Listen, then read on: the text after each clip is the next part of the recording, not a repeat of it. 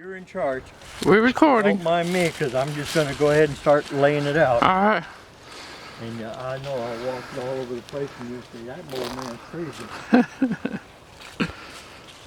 But it takes a bit to get set up, but it's worth it. So this will be for the 10 through 40.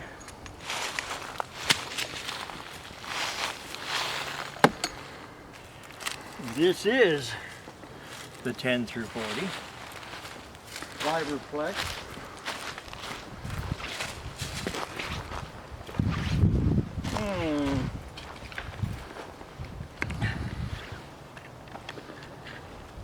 So what I'm doing is just getting it laid out.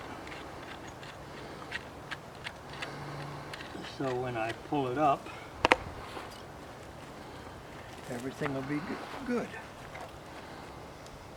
With the Viberplex, this one's got tuning stubs. I'll show it when I get it unwrapped. One of the areas that you really got to watch when you're doing it is like right here. This is your tuning stub. Okay. And it needs to make sure it hangs down. And people don't realize that, and they'll pull their line up. Did you make this? Looking at it. Did you make this one? No, this one was bought from Viberplex from okay. BX right. Engineers. And it's well worth the money that I spent on it. It's a no-tuned tuner antenna.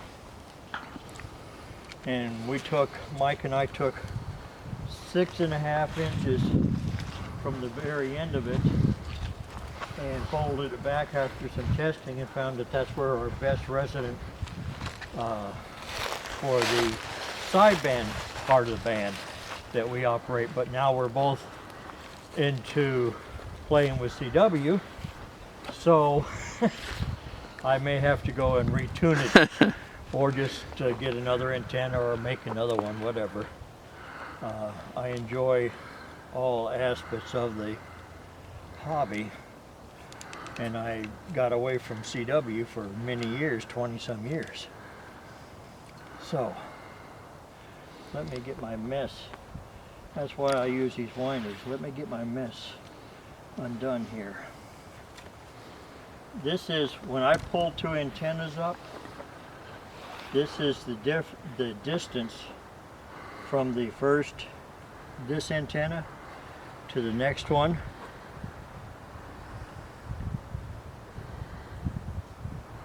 So there we go. So the second antenna will be here, about 8 to 10 feet down below.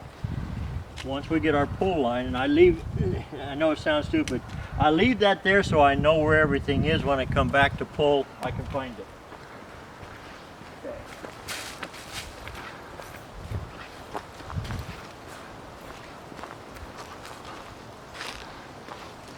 Now, this will be for the box. What is the box? The transformer box. Okay. So what I'll do, this is the 17-meter dipole that we built. Very simple. Very simple. One end's going to go down here. The other end's going to go get connected to that and tied off and drug up, and we'll be at whatever height I can get up there. It's a beautiful place, it's quiet. And the first time Mike and I were here, we ran 43 contacts or something like that, sitting up by the visitor center. And then we came a next time and found this place in exploring mode. And I've enjoyed it ever since. Now you see what I'm doing, I'm getting everything laid out, so I just make one pull. Yes, sir. Once I get the antenna rocking and rolling, one pull. Okay.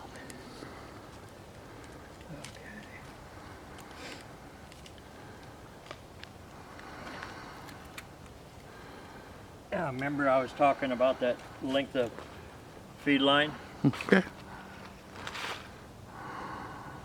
This way will hang down about 8 to 10 feet below the other one. Not that it's going to affect it, because we're not using a transformer, a switch box, and putting things in line and flipping a switch. No, we're going to disconnect the antenna and connect the right antenna. So now put coax to this, and then we'll get the fishing line up.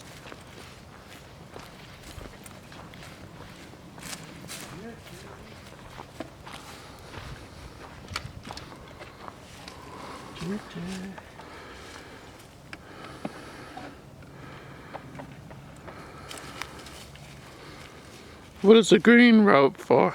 The green rope is going to be on the bottom, so we can tie the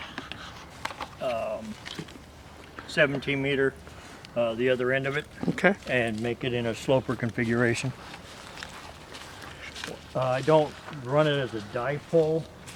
Last time Mike and I ran it as a dipole at Turnbull, we had it maybe 7 feet off of the ground because we spent so long on 60 meters trying to get that antenna up that it didn't work the way we wanted. Set that there. All right, here it is. Now, so the 17 meter coax is hooked up, the 10 through 40 coax is hooked up.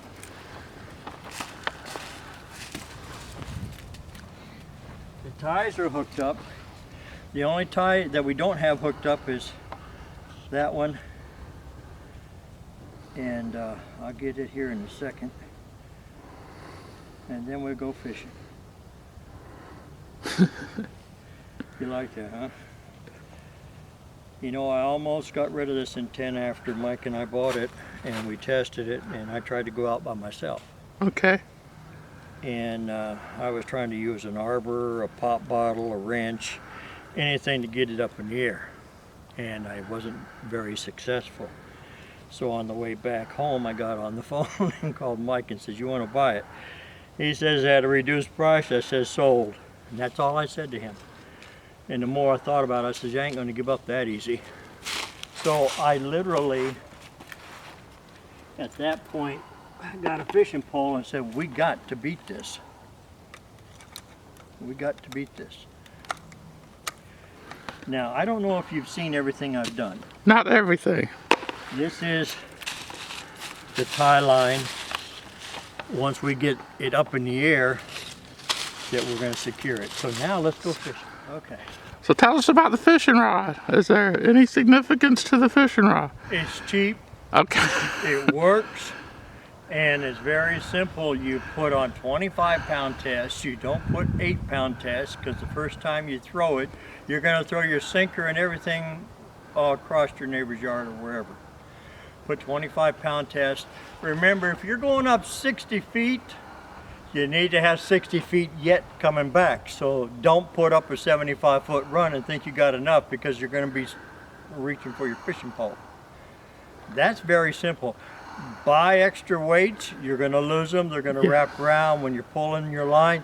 Pull slow so it don't go like that, because it'll frustrate you. So we'll see how many times I mess up trying to get it up in the tree. And don't let the camera get you nervous. I'm not worried about the camera. At my age, you don't worry about that, but you got these little things that get in the way, so you have to figure them out. And as you see, I have an issue already, which is normal. You're going to have them. And once I get past that, we'll be all right. Let's see if we can do this up.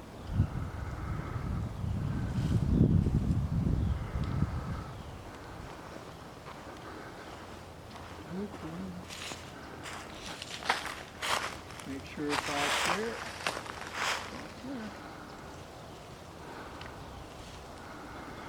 You out of the way?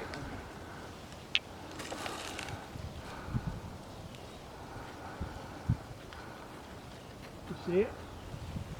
Yes.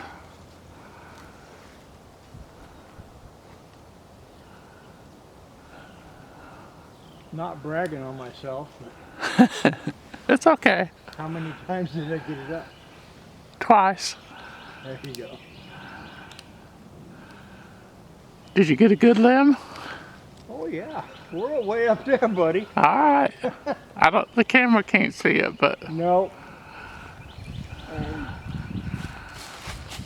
Just remember what I said. If you don't have enough line, and I have plenty of line, but I'm trying to show you what will happen okay. if you don't. Okay. So, let me open this and release some more line.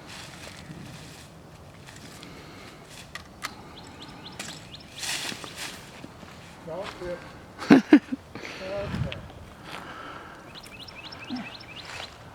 Here we go.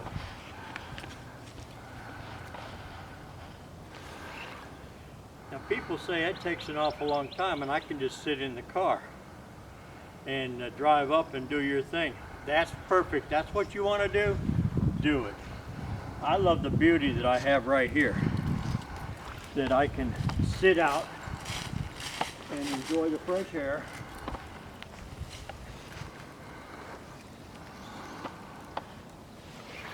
Now when you're doing this, don't do it fast, do it slow. Because you get up there to the top and it gets wrapped up around a branch or something, it could be a problem for you.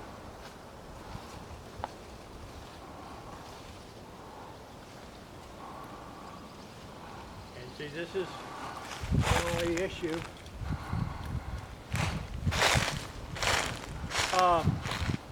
The paracord is heavy on it, so let me use this one.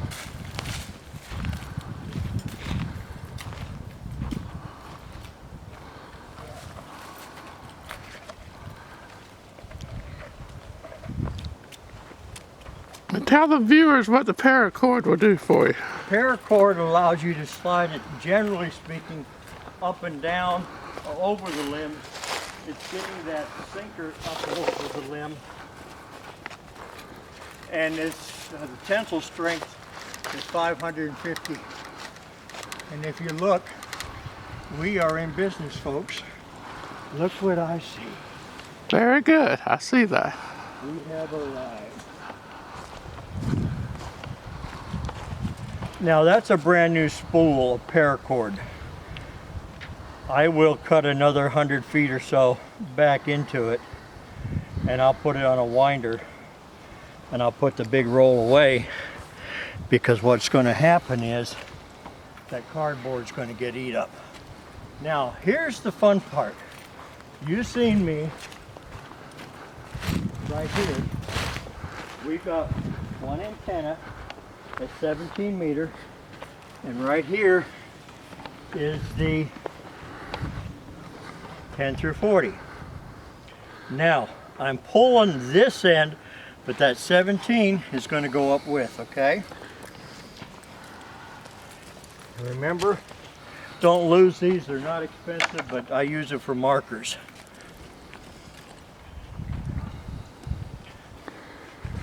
So now watch what happens.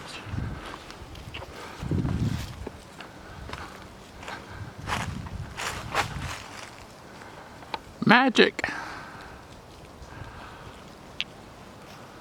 Now you're only going to see one end going up. We got to do the other ends.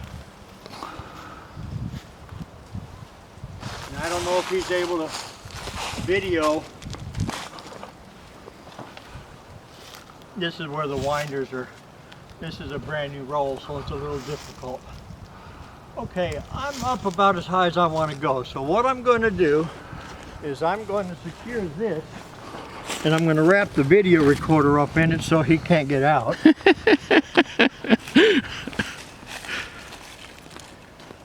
It's okay to have fun.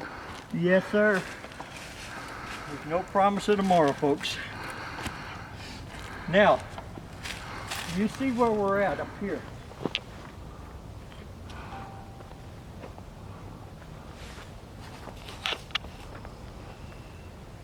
Okay.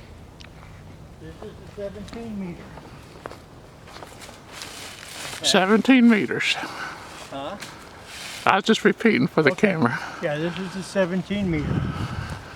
And The problem I'm going to have It's to a do... dipole, homemade dipole. Homemade dipole. The problem I have to do now is going to let it back down because I didn't separate it. You see where the coax is? Unless I can physically separate it here. Can I help you? I don't know if it's...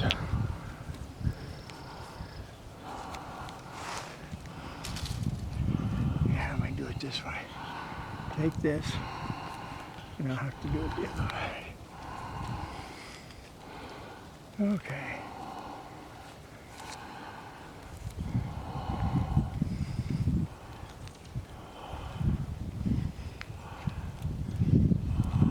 So that the coax is hanging appropriately. Now, if you can hand me the green right here. Keep pulling, keep pulling, keep pulling, keep pulling. I got it.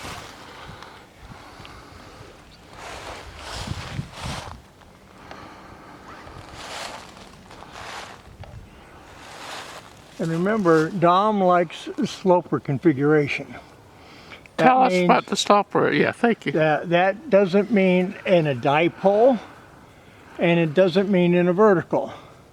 You see this end that I'm working on right now is going to go hold over here. Just find a tree. It doesn't have to be perfect. You're not worried about that. All you're doing is sloping it instead of making a dipole. Period. That's it. Nothing fancy. And if you look, we're up and... Oh yeah.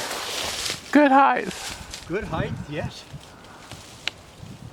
And I'm not doing nothing fancy. It's just sitting there. We're good. The coax is right here. Okay? The coax to the radio is ready to rock and roll. Now for me, if I had kids around and I put tape on it, stuff like that. The other end of the box, here we go.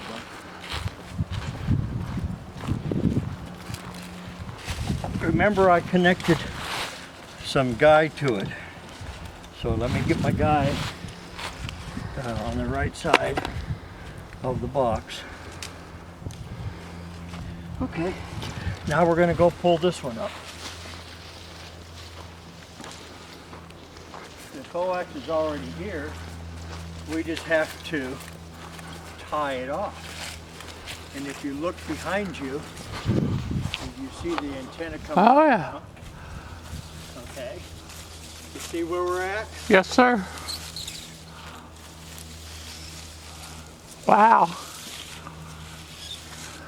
Oops.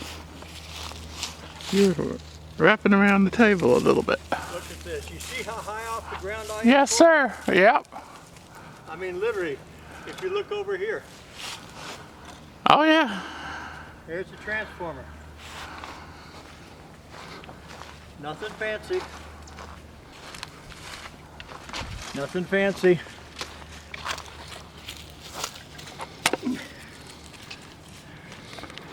Nothing fancy.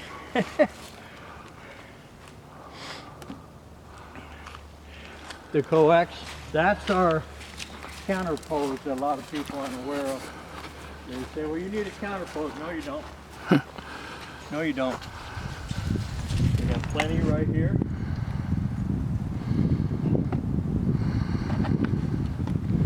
I'm trying to move things away so it doesn't look so tacky. Let me make a part 3 video. Huh? I'm gonna cut it off right